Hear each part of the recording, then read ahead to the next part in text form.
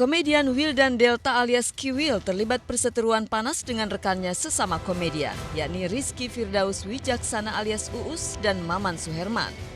Pemicunya karena Kiwil menganggap perkataan Uus dan Maman sudah menyinggung ulama dan akidahnya sebagai umat Islam. Dalam akun media sosialnya, Kiwil bahkan mengunggah kata-kata kasar yang ditujukan kepada Uus dan Maman. Unggahan Kiwil pun tak pelak langsung mengundang respons dari netizen. Banyak yang mendukung, namun tak sedikit pula yang kontra dan menuding Kiwil hanya berusaha mencari sensasi lewat sosial media. Cari sensasi, saya bilang sama Maman, waduh Man, kalau bicara soal sensasi mah nggak usah ngelibatin ente. Cukup dengan bini gue juga udah punya sensasi gitu. Makanya saya bilang sangat picik sekali kalau misalnya Maman sampai ngomong, wah Kiwil cari sensasi, mohon maaf aja, nggak perlu lewat situ, lewat bini juga bisa jadi sensasi. Mohon maaf, Kiwil nggak cari popularitas, nggak cari ngetop, udah ngetop dari dulu. Saya kasih tahu sama Mama. Tak hanya Kiwil, perkataan Uus yang menghina ulama ternyata juga berdampak pada karirnya. Uus diputus kontraknya dari sejumlah acara televisi. Selain mengunggah kata-kata kasar di media sosial, Kiwil juga secara terbuka menantang Uus dan Maman untuk adu melawak dan berdebat soal keagamaan. Kalau diajak ngelawak bareng, hayu sama saya, bener. Kalau bilang, oh Kiwil emang lucu, buktiin, ayo Uus sama saya ngelawak bareng. Saya tantang, ayo ngelawak bareng. Nggak usah Uus ngomongin mulut, lu penonton ngeliat muka gue lucu. Penonton ngeliat muka gue lucu. Saya tantang pada Uus dan Maman, ayo diskusi. Karena ini bukan bicara soal program, bukan bicara soal ini, bicara soal akhlak. Hati-hati kalau memilih tema, hati-hati kalau mau merangkum. Karena di situ saya jujur aja tersinggung. Tersinggung kenapa? Nggak mungkin lah seorang Habib Rizik bisa memecah belah umat. Terbukti tanggal waktu di Jakarta 7 juta umat itu berkumpul. Karena siapa? Karena wasilah beliau. Kiwil pun secara tegas mengakui kalau dirinya sangat tersinggung oleh perkataan Uus dan Maman yang menghina serta melecehkan ulama. Karena dalam ajaran agama Islam, ulama merupakan pewaris para nabi. Awalnya ini permasalahannya cuma satu. Kiwil berjihad untuk si penista agama, bukan yang lain. Tapi ketika ada orang yang memprotes tentang penghina agama, kemudian memproses hukumkan penista agama, kemudian dihujat, Kiwil akan bela. Kenapa? Itu ulama bener.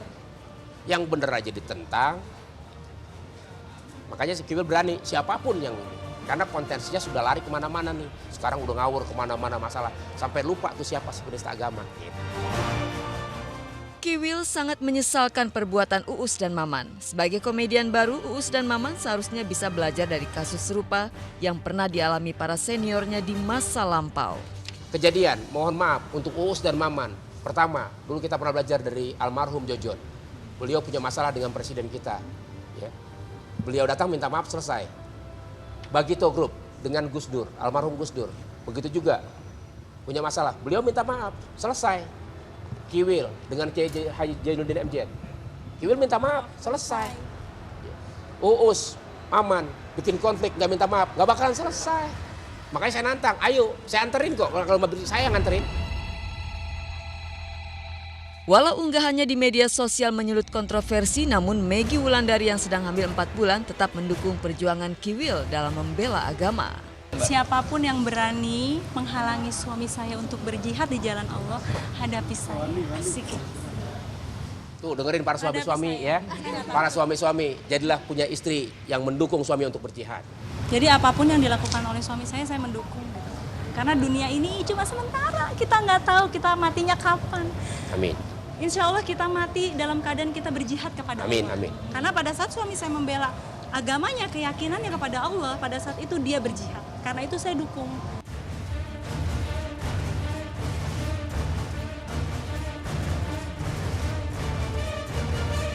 Mataram kelas 1A kemarin.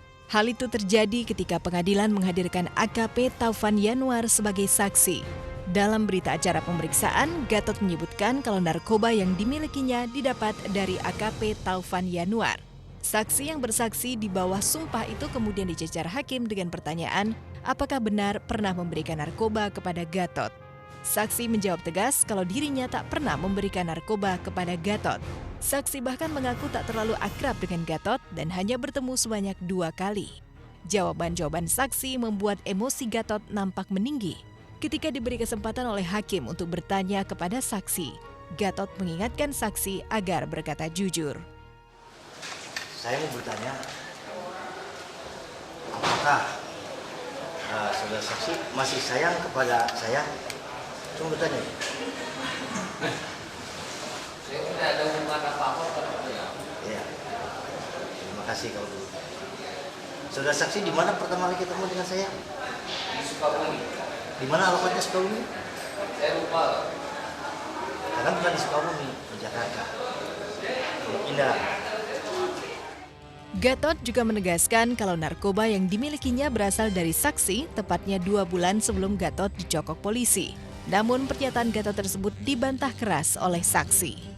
Saudara juga ada membantah pernah memberi narkoba kepada saudara supaya dilakukan. Tidak benar. Yang benar? Yang benar sesuai dengan yang di BAP saya. Bahwa narkoba yang saudara punya itu dari dia. Iya. Itu yang benar. Iya. Kapan dikasihkan?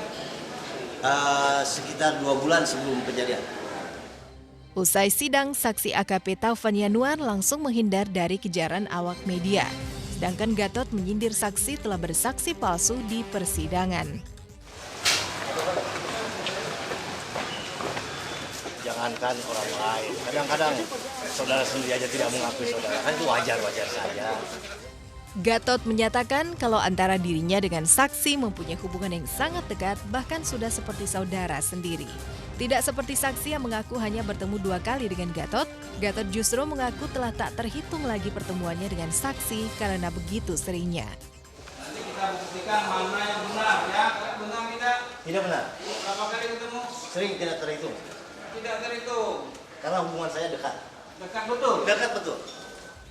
Keterangan antara saksi dan terdakwa bertolak belakang dan tugas persidangan untuk membuktikan siapa yang benar dan siapa yang berbohong. Saksi mengatakan tidak kenal secara akrab dengan terdakwa, tetapi justru sebaliknya terdakwa mengatakan kenal baik, hubungannya malah sangat dekat seperti ayah dan anak ya. Tapi mana yang benar kan perlu kita buktikan dulu ya. Beliau dihadirkan karena dalam pemeriksaan penyidikan di kepolisian pada saat itu masih statusnya tersangka menyebutkan bahwa asal muasal narkoba berasal dari saksi. Saksi membantah bahwa pernah menyerahkan narkoba kepada